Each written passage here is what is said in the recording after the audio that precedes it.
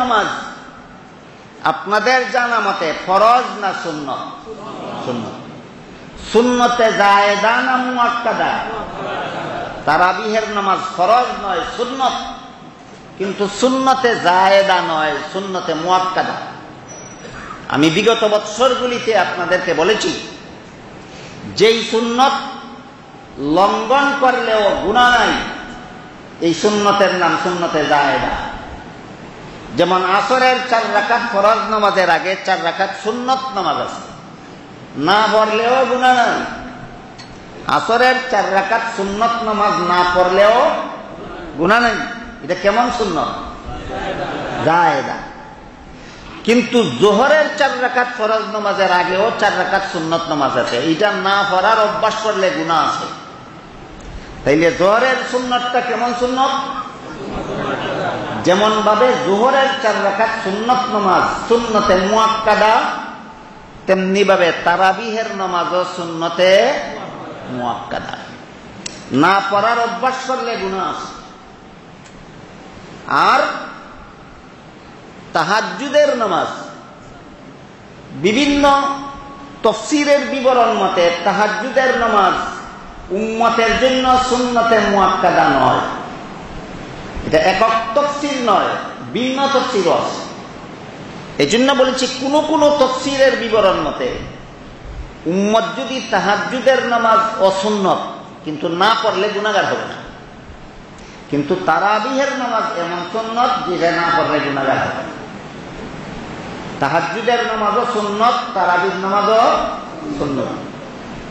তাহাজ্জুদের নামাজ তাহলে সুন্নতে মুআক্কাদা না সুন্নতে জায়েদা? না জায়েদা। আর তারাবির নামাজ সুন্নতে জায়েদা না সুন্নতে মুআক্কাদা? সুন্নতে মুআক্কাদা। এই তারাবির নামাজ জামাতের সাথে পড়া এটা আরেকটা সুন্নত। তারাবিহের নামাজ পড়াটা এক সুন্নত, জামাতের সাথে পড়া আরেক সুন্নত। এই দুটোই সুন্নতে মুআক্কাদা। তারাবির নামাজ পড়াটাও সুন্নতে মুআক্কাদা, তারাবির নামাজের জামাতটাও সুন্নতে মুআক্কাদা। এই সুন্নতে মুআক্কাদা আবার দুই প্রকার। একটাকে বলে মুআক্কাদা আলাল আইন, আর আরেকটাকে বলে মুআক্কাদা আলাল কিফায়া।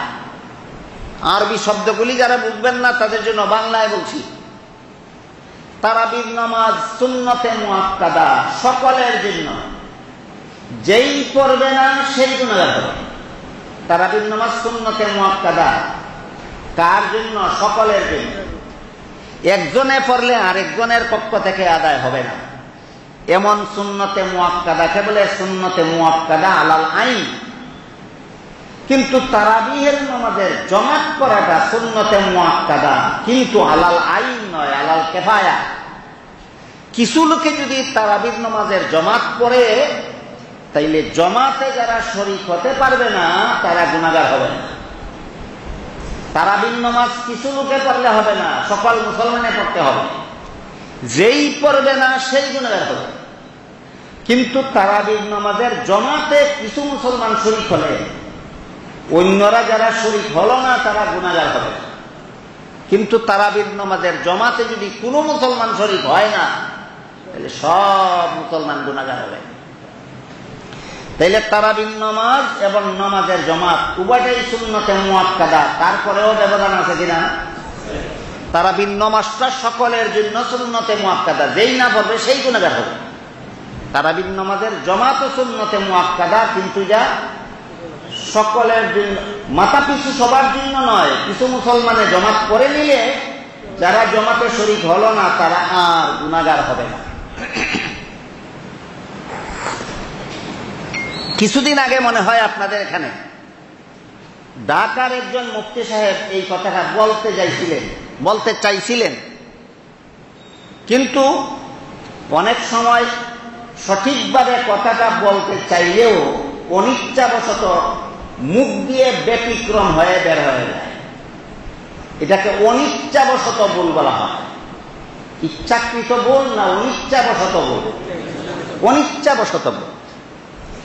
তিনি বলতে চাইছিলেন এই কথাটা যে জামাত যদি চলতে থাকে তাহলে এই জামাত থেকে কিছু মুসল্লি যদি 8 রাকাতের পরে বের হয়ে যায়, কিছু মুসল্লি যদি 10 রাকাতের পরে বের হয়ে যায়, কিছু মুসল্লি যদি 12 রাকাতের পরে জমাত থেকে বের হয়ে যায়, বাকি নামাজগুলি একা একা পড়ে নেয়, তাইলে সে গুনাহগার হবে। কারণ জমাত সুন্নতে মুআক্কাদা আলাল কিফায়া, কিছু মুসলমানে পড়লে অন্যরা গুনাহগার হবে। এই কথাটা উনি বলতে চাইছিলেন, কিন্তু অনিচ্ছাবশত ভুল হয়ে গেছে। এই কথাটা এইভাবে ক্লিয়ারলি বলতে পারেন, এজন্য আপনাদের অনেকের মধ্যে ভুল বুঝাবুঝির সৃষ্টি হয়েছে। এটা আমি জানার পরে আমরা ওনার সাথে যোগাযোগ করেছি যে আপনার কি বলার ইচ্ছা ছিল আর কি বলেছেন। তিনি বললেন যে আমার জমাতে সকলে শরীক না হলে সকল গুনাহগার হবে না, এটা বলার ইচ্ছা ছিল, কিন্তু আমি বলে ফেলেছি এই তারাবির নামাজটা সকলে না পড়লে গুনাহগার হবে না, এটা আমার ভুল হয়েছে, এজন্য আমি দুঃখিত। তাহলে তিনি যা বলতে চাইছিলেন অনিচ্ছাবশত তার ব্যতিক্রম বলে ফেলেছেন। জিজ্ঞাসা করার পরে তিনি স্বীকার করেছেন যে আমি বলতে চাইছিলাম অনিচ্ছাবশত ভুল, আমি এর ব্যতিক্রম বলে ফেলেছি, এই জন্য আমি দুঃখিত। এটাই হক্কানি উলামায়ে কেরামের আলামত, এটাই হক্কানি উলামায়ে কেরামের আলামত। আমি আমার কথা বলি, আমি তো আর ফিরিস্তা না যে আমার মুখে কোনো কথা ভুল বের হবে না। আমি যত কথা আপনাদেরকে বলি আমার কোনো কথা অনিচ্ছাবশত ভুল হয়ে যেতে পারে।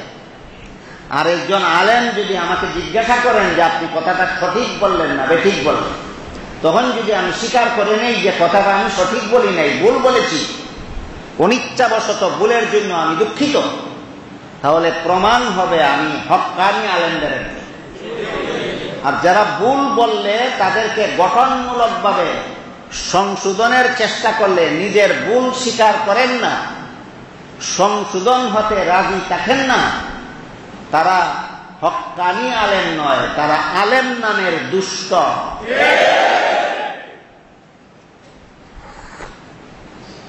আপনাদের এখানে যিনি কথাটা বলে গেছেন, আমরা তাদের সাথে পরবর্তীতে যোগাযোগ করেছি, তিনি ভুল স্বীকার করেছেন এবং দুঃখ প্রকাশ করেছেন। এবার বলেন তো তিনি কেমন আলেম? এটা হক্কানি আলেমদের আলামত। কাজেই উনি বলতে গিয়ে অনিচ্ছাবশত যে ভুল করেছিলেন সেটা আমাদের এখানে পরিষ্কারভাবে বোঝা দরকার, কি ভুল ছিল আর সঠিকটা কি।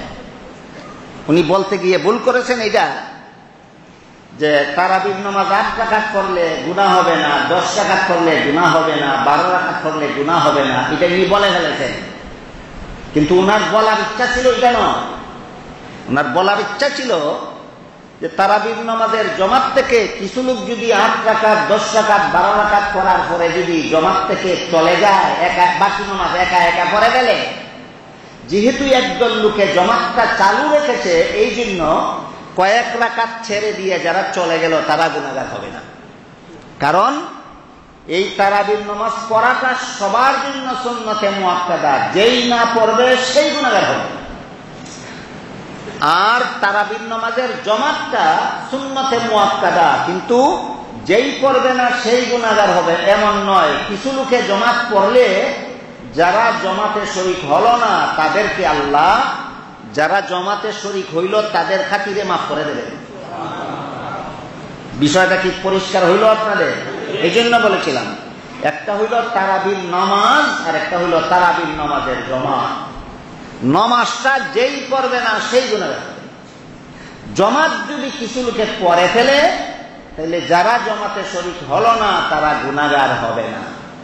তাহলে নামাজের মাসআলা আর জমাতের মাসআলা একরকম না সামান্য ব্যবধান আছে? উনার কথার দ্বারা সেই ব্যবধানটা ক্লিয়ার ছিল না, এই জন্য উনার কথার দ্বারা যেই ব্যবধানটা আপনাদের সামনে পরিষ্কার হয়নি, আমি সেই ব্যবধানটা পরিষ্কার করে দিলাম।